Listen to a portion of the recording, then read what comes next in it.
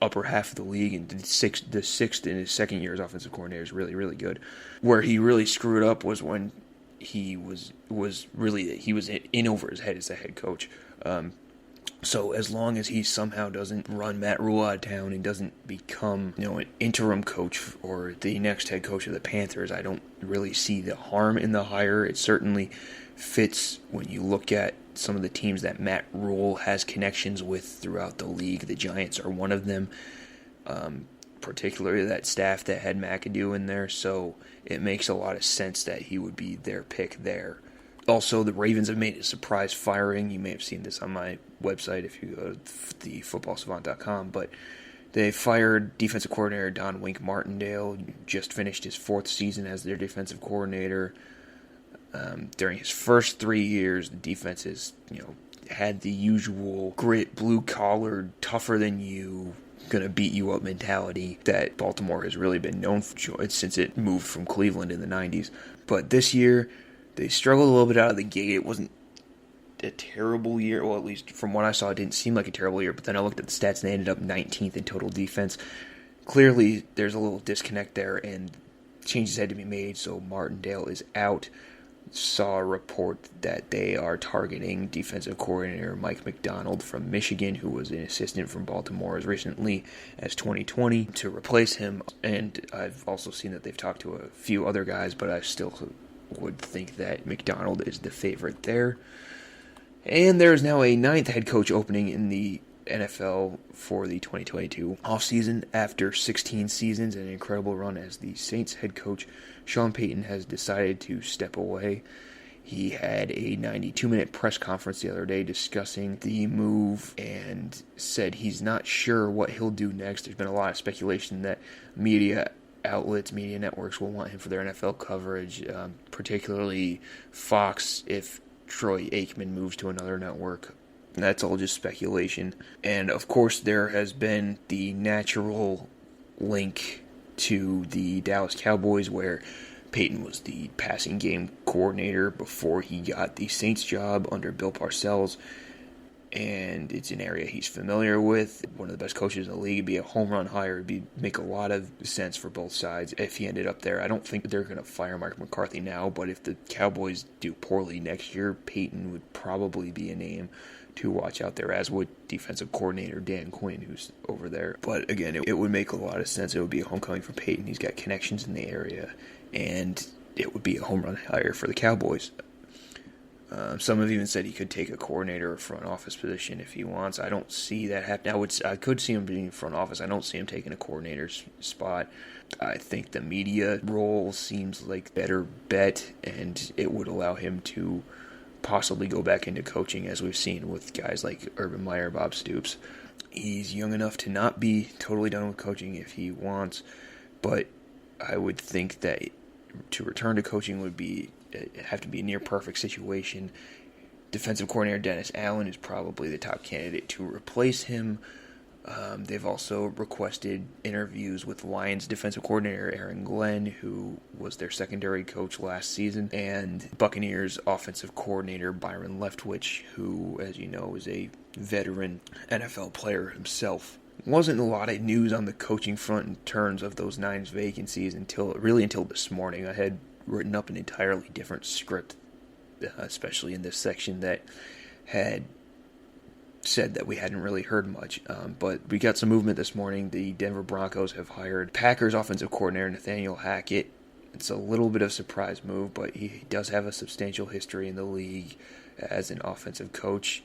And hiring an offensive coach seems like a good idea with the players they have on that side of the ball. Yeah, they have a good defense, but they also have guys like Cortland Sutton and Tim Patrick and Javonte Williams, and they're really just a quarterback short on that offense. So once you get a quarterback in there, maybe offensive line, I'm not really sure how great their offensive line is, but once you get a quarterback in there, you'll really get a chance to see how well Hackett can work with those guys there. Bit of a surprising hire. Also, a lot of people making connections to maybe the Broncos trade for Aaron Rodgers now. I mean, they got the natural fit there, and that was also one of the teams that was discussed even before they hired Hackett, so it would be a good selling point, at least to Rodgers.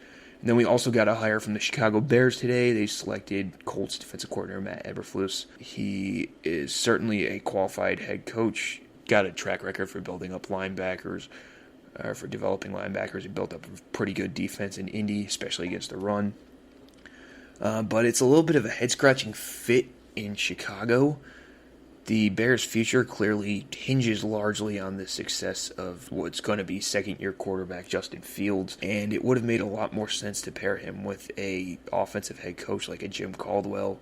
But, withhold your judgment until an OC hire is announced. The most important thing for a head coach is to be a leader and be able to delegate to their staff. So if Eberflus gets a good offensive staff in there, I'm sure it can work.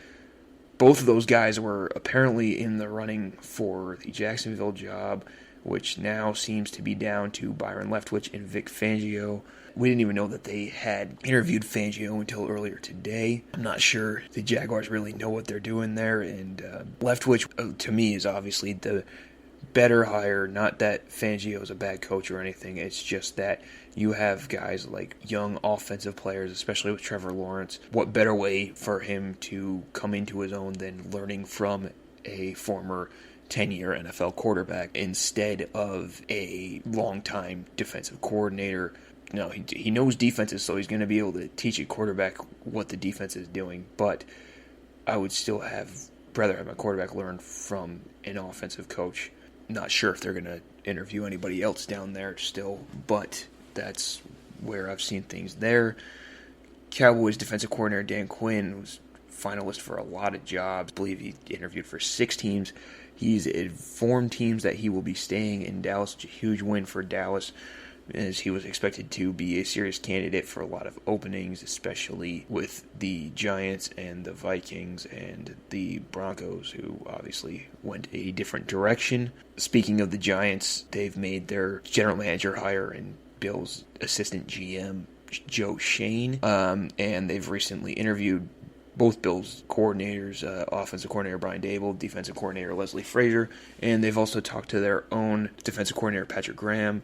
They've talked to Dan Quinn and a few others. I would think that with Shane being there, one of those Buffalo coaches would make a lot of sense. Dable is also apparently one of the favorites for the Miami job, according to a report from a few days ago. But another report surfaced today that Cowboys offensive coordinator Kellen Moore is also getting another interview in Miami. Mostly quiet in the other spots with Minnesota, Vegas, and Houston. But those teams have talked to a lot of the same people. We got some rumors today from the Raiders. Obviously, there was the previous rumors that they were interested in Jim Harbaugh. But obviously, by now, we all know how suspect those reports regarding Harbaugh returning to the NFL can be every year, and it's just becoming an annual thing. But the Raiders have interviewed a couple Patriots executives for their general manager role, and earlier today requested permission from the Patriots to interview offensive coordinator Josh McDaniels for their head coaching job. And among other guys that are still out there, Brian Flores, the former Dolphins head coach, is still available for someone to make a run at. And we have 2 of the 9 spots filled, so there are 7 more to go. Pittsburgh Steelers quarterback Ben Roethlisberger officially retired today. He spent 18 years with the Steelers, became the youngest player to win a Super Bowl in his second season, in the 05-06 season, winning Super Bowl 40. And he also later won another Super Bowl over the Cardinals. The Steelers will now enter 2022 with a lot of uncertainty at quarterback for the first time in a while.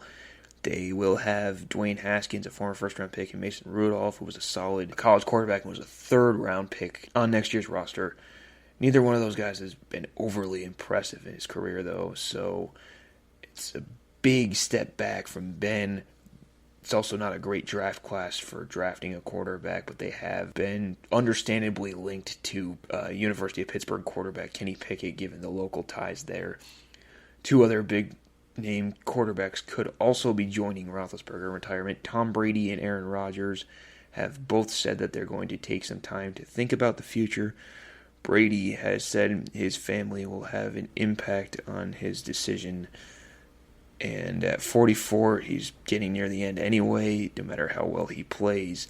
He's under contract for one more year, so you could see him back for one more year in Tampa. Rodgers voiced his displeasure with the Packers, and it's been widely discussed since last offseason, really since it was reported on draft night last year. Well, actually, and even before that when they drafted Jordan Love in the 2020 draft. He's openly said he doesn't want to be part of a rebuild, which Matt LaFleur, their head coach, says there's no plans to rebuild. But you look at their cap situation and some of their free agents, the signings they have to make, they have some maneuvering to really get to the point where it's not going to be a rebuild. Devontae Adams is a big free agent piece that they have to bring back. It's hard to imagine Rodgers wanting to return to Green Bay without Adams being there. I think he plays in 2022. I don't think he's really mulling retirement much, but it might not be for the Packers. He has supposedly wanted to trade for the last year. Seems like things have gotten a little better there, but not totally good. The team reworked his deal to make it easier to move on from him this offseason, and just about any team in the league would be interested in his services. There are a lot of teams that need quarterbacks out there. It just really depends where he would want to go and where he wants to be. Now we'll go to the MLB. The lockout carries on. The players in the league are having discussions, so that's a little bit of good news. According to a CBS report, the two sides met on Monday to discuss a proposal the MLB made to the MLB Players Association, and the MLB has agreed to a bonus pool for the players that finished in their top 30 in WAR, which is wins above replacements, basically statistics showing how much better you are than other players at that spot and how much your presence impacts the team. That's during pre-arbitration years. They just really disagree on the amount for the pool. The MLB is offering a $10 million pool, and the players are looking for about $105 million. The MLB has also abandoned proposed changes to the arbitration system, and there could be an increase in minimum salaries. Obviously, it makes a lot of sense that the MLBPA, the Players Association, wants to maximize earnings early in a player's career. You're seeing that throughout sports because, sports careers are finite. The average athlete's career is not very long, and you want to maximize your value just like in any other industry while you can. And careers vary in length. They can be short, they can be long. On average, they're mostly short. And injuries can be a big part of that, and you want to still be set up well if an injury comes and derails your career or something. The 2022 Baseball Hall of Fame class was announced the other night, and it includes just one player. Former Red Sox designated hitter David Ortiz has made the cut in his first year of eligibility. He becomes the 58th first ballot Hall of Famer and is the youngest living Hall of Famer at just 46 years old.